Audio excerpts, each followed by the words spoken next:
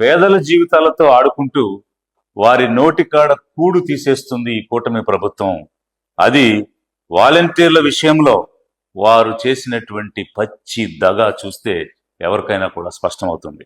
సచివాలయ వ్యవస్థను కొనసాగిస్తాం, వాలంటీర్ల వ్యవస్థను కొనసాగిస్తాం, దానిని ఇంకా మెరుగైనటువంటి స్థితికి తీసుకెళ్తామని వారికి ఉన్నటువంటి మీడియా ద్వారా బాకా కొట్టి ఊదరగొట్టి ఈరోజు పూర్తిగా భిన్నంగా దానిపై యూటర్న్ తీసుకోవడమే కాకుండా సిగ్గుపడకుండా చేసిన తప్పుని సమర్థించుకోవడం నైతికత చచ్చిన రాజకీయం.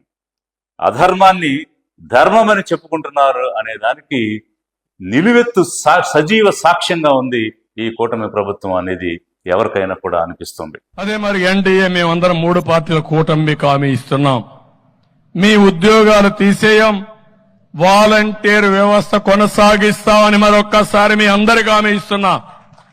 ఉగాది రోజున, పండుగ రోజున తీపి కబురు మీకు అందరికీ. పచ్చి అబద్ధాలు ఆడుతున్నటువంటి వాళ్ళు పాలక వర్గాలుగా ఉండడం ఈ రాష్ట్ర ప్రజల దుర్మార్గంగా మేము భావించాల్సినటువంటి పరిస్థితిని వారే కల్పించారు. ప్రతిపక్ష నాయకుడు హోదాలో ఉగాది పండుగ రోజు చంద్రబాబు నాయుడు గారు మీకు 5,000 రూపాయల వేతనం సరిపో తమ్ముళ్ళు, 10,000 రూపాయల వేతనం ఇస్తామని చెప్పేసి ఆ నోటితోనే కదా ప్రకటించింది. రాష్ట్ర ముఖ్యమంత్రి నాలుక తాటి మట్ట అని చెప్పి ఈ సందర్భంగా మేము అడుగుతా ఉన్నాం. వాలంటీర్లు వాళ్ళ బ్రతుకు వాళ్ళు బ్రతుకుతున్నారు. వాళ్ళు ఏమైనా మిమ్మల్ని దేబురించారా, దేహి అని అడిగారా? మాకున్నటువంటి జీతం 5,000 సరిపోవటం లేదు, 10,000 చేయండి అని వారేం అడగలేదు. మీకు మీరుగా మీకు ఒక కెరీర్ ప్లానింగ్ ఉండాలి, మీకు మంచి భవిష్యత్తునిస్తాం, 5,000 ఎక్కడ సరిపోతాయి, 10,000 చేస్తామని ఒకరు, 5కు 5 కలిపి 10,000 చేస్తానని ఇంకొకరు, మీ కడుపు కొట్టనని ఒకరు, మీ పొట్ట కొట్టనని ఒకరు అనవసరమైనటువంటి అడగనటువంటి హామీలు ఇచ్చి ఈరోజు దానిని కొనసాగించకుండా మీరు కుంటి సాకులు చెప్తున్నారు. 5,000 కాదు, మీకు రాబోయే రోజుల్లో 10,000 రూపాయలు పారితోషికం ఇచ్చే బాధ్యత మాది.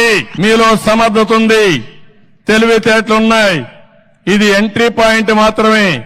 ఇక్కడి నుంచి మీ ఇంట్లో మీరు కూర్చొని వర్క్ ఫ్రమ్ హోమ్.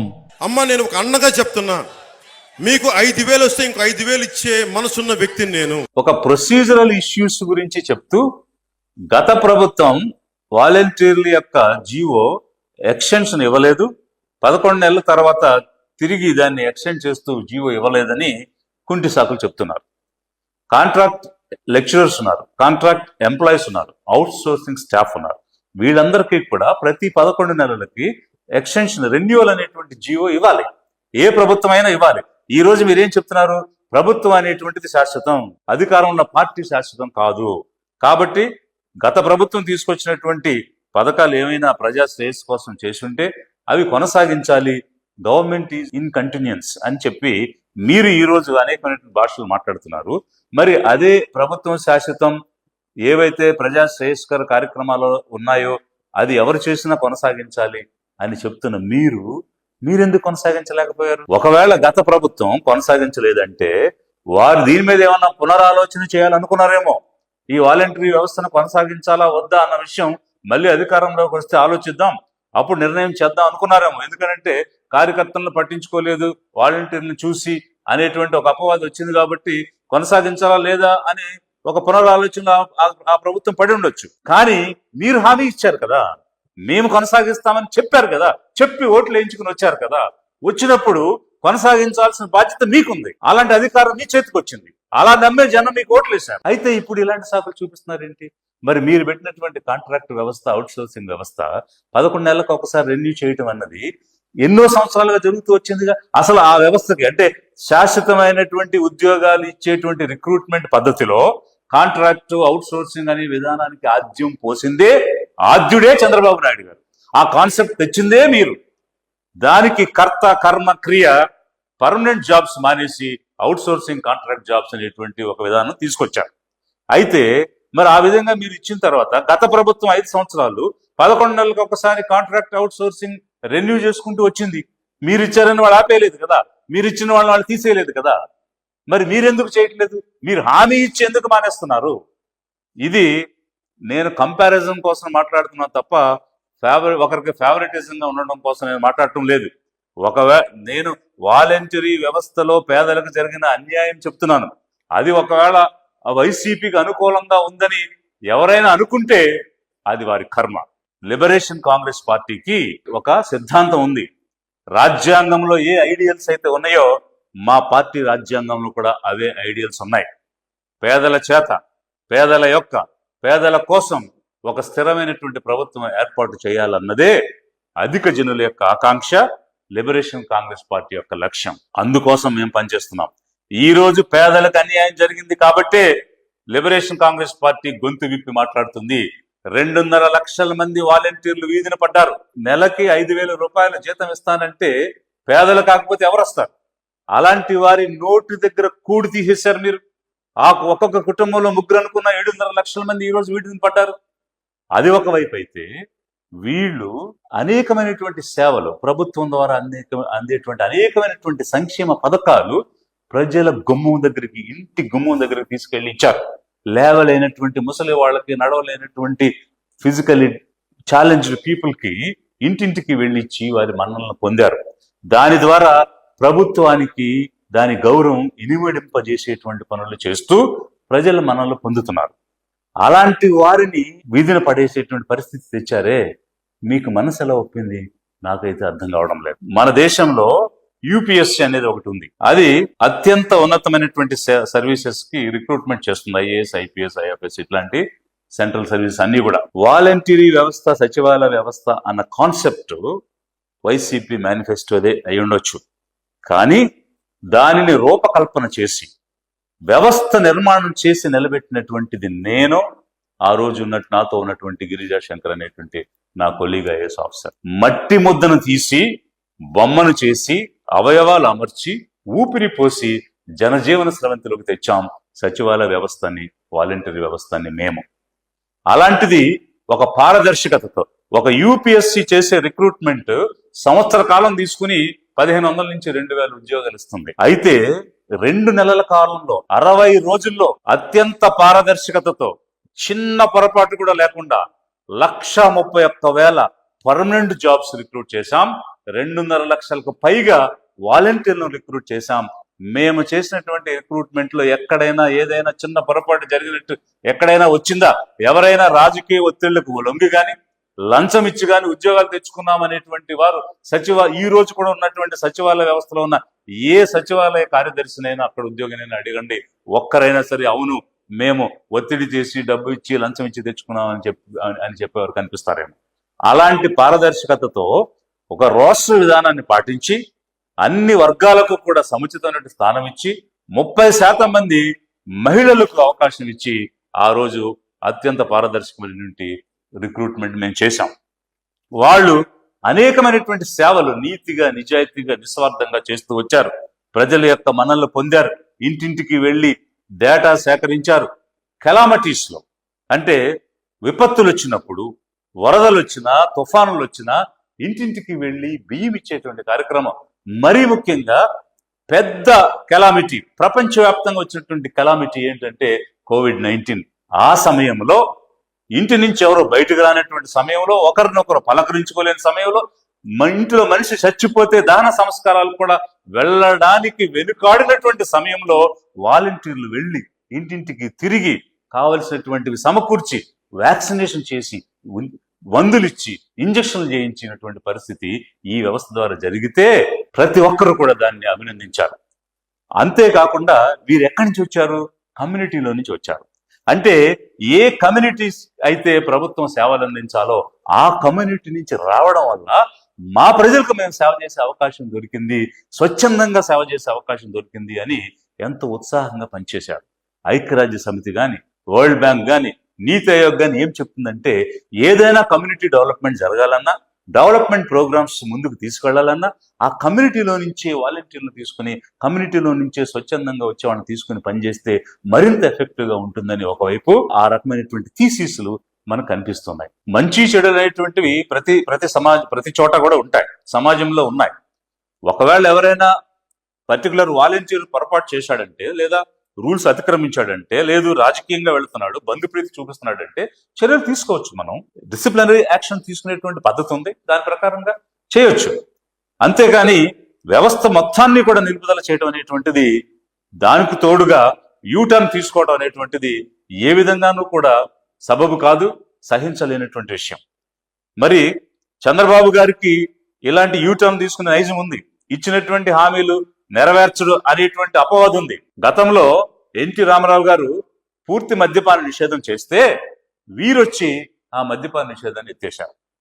సో ఇప్పుడు వాలంటరీ వ్యవస్థను ఉంచుతామని చెప్పి ఇప్పుడు ప్రభుత్వంలోకి వచ్చి ఆ వ్యవస్థను నిలుపుదల చేశారు. రిక్రూట్మెంట్ పూర్తయిన తర్వాత ఏ ఏ వర్గాల నుంచి ఈ ఉద్యోగ అవకాశాలు వచ్చాయని మేము ఒక అసెస్మెంట్ కూడా చేయడం జరిగింది.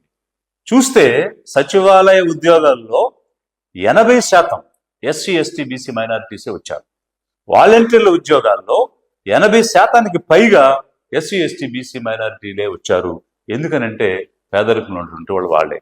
కానీ ఈ వ్యవస్థ, ఈ వాలంటీర్ వ్యవస్థ ద్వారా వచ్చినటువంటి ఒక గొప్ప మార్పు ఏంటంటే అంతవరకు ఉన్నటువంటి ఫ్యూడల్ వ్యవస్థ, భూస్వామ్య వ్యవస్థని, అదేవిధంగా ఆధిపత్య వర్గాల యొక్క పెత్తందారీ వ్యవస్థని ఈ వ్యవస్థ బ్రేక్ చేసింది. ఎందుకనంటే ఏ పనున్నా, ఏ సమస్య ఉన్నా నేరుగా సర్వీసెస్ పొందడం అనేటువంటిది ఒక బూర్జువా దగ్గరికి, ఒక భూస్వామి దగ్గరికి వెళ్ళి వాళ్ళు చెప్పులు విడిచి అయ్యా బాబు మాకు ఈ సమస్య ఉందని అడుక్కునేటువంటి పరిస్థితి కాకుండా ఇంటికి వచ్చి నీకే సమస్య ఉంది, నీకే పథకం రాలేదు అని అడిగేటువంటి విధానంలో ఒక పారాడైమ్ షిఫ్ట్ అనేటువంటిది కలిగింది. అందుకోసమా మీరు ఈ వ్యవస్థను కంటిన్యూ చేయకుండా మళ్ళీ మన పెత్తనం పోతుందేమో, మన అనుచరులు ఎవరైతే ఉన్నారో గతంలో జన్మభూమి కమిటీలను పెట్టి ఆ జన్మభూమి కమిటీలు చేసినటువంటి నిర్వహణ వల్ల మీరు ఓడిపోయినటువంటి విధానం మీకు గుర్తుందో లేదో, మళ్ళీ అలాంటి ఒక బూర్జువా వ్యవస్థ, భూస్వామ్య వ్యవస్థ, పెత్తందారీ వ్యవస్థ తీసుకురావడం కోసం ఈ వాలంటీర్ల వ్యవస్థను ఆపేశారా అనేటువంటి పరిస్థితి కూడా ఈ రోజు జనంలో చర్చ జరుగుతున్నది. ఎన్నికల ముందు జరిగినటువంటి విషయం ఒకసారి పరిశీలిస్తే వాలంటరీ వ్యవస్థ వల్ల అనేకమైనటువంటి ప్రభుత్వ సేవలు ప్రజలకు చక్కగా అందుతున్నటువంటి పరిస్థితిలో, ప్రభుత్వం యొక్క ఇమేజ్ పెరిగినటువంటి పరిస్థితిలో వీళ్ళు గనక కొనసాగితే మనము కూటమిగా గెలవడం కష్టం. కాబట్టి ఏ విధంగా దీన్ని నిర్వీర్యం చేయాలి అని ఆలోచించి ఆ వ్యవస్థ మీద విషాన్ని చిమ్మి ఎలాంటి అపవాదు తెచ్చారు పవన్ కళ్యాణ్ గారు అంటే 30,000 పైచిలకు మహిళలను, అమ్మాయిల్ని మిస్ చేసేశారు, హ్యూమన్ ట్రాఫికింగ్ చేశారు అనేటువంటి ఒక అపవాది, ఒక విషయాన్ని ఈ వ్యవస్థ మీద చిమ్మారు. I'm challenging honourable PR minister mister Pawan Kalyan, if it is true, మీరు చెప్పింది నిజమైతే 30,000 మంది మహిళలు మిస్ అయితే చర్య తీసుకోండి.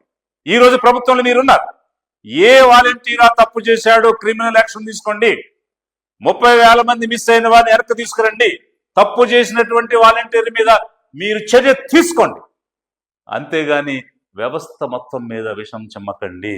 మీరు కేవలం ఒక కుతంత్రంతో ఈ వాలంటీర్ల వ్యవస్థ ఉంటే గెలవలేమని వాళ్ళని డైవర్ట్ చేసి మానసికంగా వాళ్ళని మరొక వైపు తిప్పి 10,000 ఇస్తామని చెప్పి ఆశ చూపించి పబ్బం గడుపుకుని ఏరు దాటాక తెప్ప తగలేసినట్టుగా వాళ్ళని వాడుకుని ఈ రోజు ఆ వ్యవస్థను నిలుపుదల చేశారు. 30,000 మంది అమ్మాయిలు మిస్సింగ్ అయిపోయారు. ఆంధ్రప్రదేశ్ లో వాలంటీర్స్ టీమ్ ని పెట్టారు. హ్యూమన్ ట్రాఫికింగ్ జరుగుతా ఉంది. వీళ్ళ ఇన్ఫర్మేషన్ వల్ల ఒంటరి మహిళల్ని వీళ్ళు టార్గెట్ చేసి ఆ ఇన్ఫర్మేషన్ కొంతమంది సంఘ విద్రోహ శక్తులకు ఇస్తే వాళ్ళని వీళ్ళు కిడ్నాప్ చేయడం గాని, ట్రాప్ చేయడం గాని జరిగి మిస్ అయిపోయారు ఇంతమంది. ఇది చాలా అన్యాయం.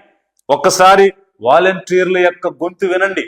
వాళ్ళు బయటకు వచ్చి వీధుల మీదకి వచ్చి అయ్యా మా ఉద్యోగం తిరిగి ఇవ్వండి, మేము బ్రతుకు ఏడ్చలేకపోతున్నామని ఆర్తనాదాలు చేస్తూ ఉన్నారు. వారు మాట్లాడుతున్నది వింటూ ఉంటే హృదయం తరిక్కిపోతుంది. మరి మీకెలా మనసొప్పింది ఇన్ని లక్షల కుటుంబాలను వీధిని పడేయడం అనేటువంటిది నాకు మాత్రం అర్థం కాకుండా ఎంతో ఆశ్చర్యాన్ని కలిగిస్తుంది. ఏజెన్సీ నుంచి వచ్చామండి. మాకు ఏవైతే కూటమి గవర్నమెంట్ హామీలు ఏవైతే హామీలు ఇచ్చిందో అవన్నీ నెరవేర్చాలి. మాకు ఉద్యోగ భద్రత కల్పిస్తానన్నారు, జీతాలు పెంచుతానన్నారు.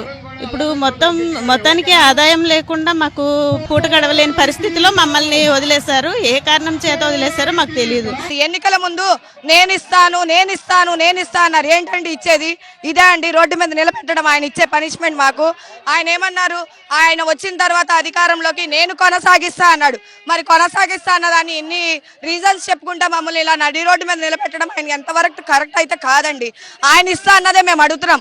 మేము ఆయన అడగలేదు, డిమాండ్ చేయలేదు. ఆయనే ఉగాది దినంగా మీకు తీపి కబురు, ఉగాది దినంగా మీకు శుభవాచనం అన్నారు. ఏదండి అది? ఏదో ఆ రోజు నోటుకు వచ్చింది ఓగిశాడు. ఈ రోజు అనమాట ఆ తీపి గుర్తుని చేతి గుర్తుగా అనమాట మమ్మల్ని మిగిల్చాడు. నిజంగా దేవుణ్ణి నమ్ముకునే వ్యక్తి అయితే గనక చంద్రబాబు నాయుడు గారు ఇంతమంది ఆడలు ఉసిరైతే పోసుకోరండి. ఈ రాష్ట్రంలో అబద్ధాల కోర ఎవరు ఉన్నారంటే స్వయాన నారా చంద్రబాబు నాయుడు గారే. మేము అడగకుండానే హామీలు ఇచ్చి మేము అడిగాము ఆయన్ని 5 నుంచి 10,000 చేస్తానన్నావు. మేమేం ద్రోహం చేశాం? ఏమైనా పాపం చేశామా? 1 రూపాయి అవినీతి లేకుండా ప్రజలకు సేవ చేయడం మేము చేసిన నేరమా? ప్రజలకి ఇన్ టైంలో మేము సర్వీస్ చేయడం నేరమా? అబద్ధాల కోరి ముఖ్యమంత్రి ఒకటే చెప్తున్నావు, 2,60,000 మంది జీవితాలను ఉరితాడు బిగించావు. నువ్వు కనుక మారకపోతే మేము ఒకటే చెప్తున్నావు, విజయవాడ స్తంభింపజేస్తాము. ఇంతమంది మహిళా మతలను తీసుకొచ్చి రోడ్డు మీద పడేసావే. ఈ శాపాలు ఎవరికి ఇవ్వాలి? ఈ పాపం ఎవరిది? ఆ పసిబిడ్డలు ఎవరు? నువ్వు హామీ ఇచ్చే గెలిచావు కదా, మా ఓటు బ్యాంక్ మనం మర్చుకున్నావు కదా. ఇంతమంది పోలీస్ వ్యవస్థను తీసుకొచ్చావే. నువ్వు పోలీసులు అడ్డు పెట్టుకుంటే ప్రజాస్వామ్యంలో హిట్లర్ లాంటి నీయంత, గడాఫీ లాంటి వాళ్ళే భూస్థాపితం అయిపోయారు. నువ్వెంత? ప్రజలు కూడా అర్థం చేసుకోవాలి, జనం కూడా గమనించాలి. ఇలాంటి బూటకపు హామీలు ఇచ్చి కొత్త ఉద్యోగాలు ఇవ్వలేదు సరికదా, ఉన్నటువంటి వాళ్ళని 2.5 లక్షలకు పైగా బ్రతుకుతున్నటువంటి వాళ్ళ నోటి దగ్గర కూడి తీసి వాళ్ళ పొట్ట కొట్టేస్తున్నారని అంటే ఏమి ప్రభుత్వం అనుకోవాలి? ఇది జనం ఆలోచించమని నేను కోరుతున్నాను. వాలంటీర్స్ కి నేను ఒకటే చెప్తున్నా, నేను ఎప్పుడు మీ పొట్ట కొట్టను, నేను ఎప్పుడు కూడా మిమ్మల్ని కన్నీరు పెట్టే పని చేయను. లిబరేషన్ కాంగ్రెస్ పార్టీగా ప్రభుత్వాన్ని ఏమి డిమాండ్ చేస్తుందంటే, ఈ వ్యవస్థ ఎంతో చక్కగా పనిచేస్తూ ఉన్నది, అనేకమైనటువంటి ప్రశంసలు తీసుకొని వచ్చింది. మీకు చేతనైతే ఇంకా మెరుగుగా చేయండి, ప్రక్షాళన చేయండి. అంతేగాని అలా నిలుపుదల చేసి పేదల కడుపు కొట్టొద్దు, వాళ్ళ పొట్ట కొట్టొద్దు. తిరిగి ఈ వ్యవస్థను పునరుద్ధరణ చేయమని, వారిని కంటిన్యూ చేయమని లిబరేషన్ కాంగ్రెస్ పార్టీ డిమాండ్ చేస్తూ ఉన్నది. అంతేకాదు, వాలంటీర్లకు న్యాయం జరగకపోతే ఎంతటి ఉద్యమానికైనా లిబరేషన్ కాంగ్రెస్ పార్టీ వెనకాడదని కూటమి ప్రభుత్వాన్ని హెచ్చరిక చేస్తున్నాం.